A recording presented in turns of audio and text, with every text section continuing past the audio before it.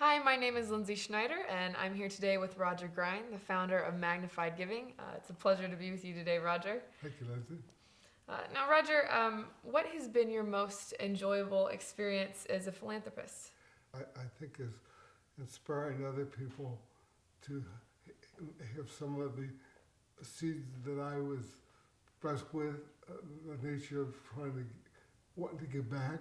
So it's like a dream of mine come true because the first day of my life, I was the one that wrote the checks to help people out and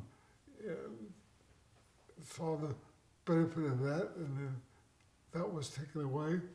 But look what was replaced, the opportunity to share that joy of helping out other people by exposing that concept of love and care and compassion towards other people through the youth. So someday there'll be a lot of Rogers out there. Yeah, absolutely. So that gives me joy and happiness to see that this could live someday without Roger. And how do you define success?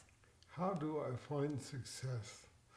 I guess success is maybe a joy, a contentment, a peace of mind. I don't think success comes in materialism.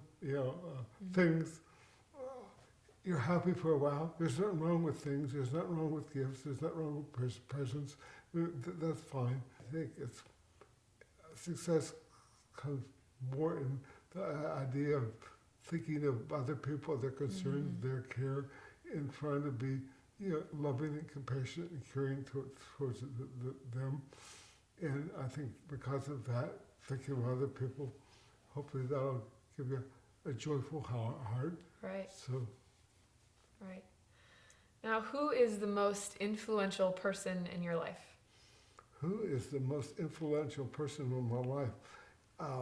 I would say my faith life. In other Okay. words, it is, for some reason, I was, it's a journey, and I'm not there yet. But I think my relationship with a maker, or whether you want to call it God or Yahweh or whatever your faith position, I think that's an important part of my life. Absolutely. Is my trust that that I'm being taken care of.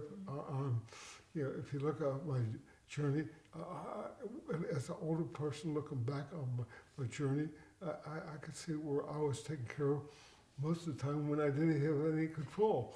Right. What I'm saying, I also must have born, somebody's in my life. I was adopted by loving parents. Hey, it's zero control. Zero control. So God put beautiful teachers in my life, beautiful friends in my life, beautiful life experiences. So hopefully, as my journey progresses, and I say to people, I'm in my fourth quarter of my life. In other words, and that's the most exciting. The game is won or lost in the fourth quarter. That's right. So, That's right. so that's the most important part is my faith, and of course, that's combined with life experiences, friends, and companions along my journey. For sure. Now, what advice would you give to students on how to be a good citizen in their communities? To be a good citizen in that community, for students, I would think this to be aware of the needs of others.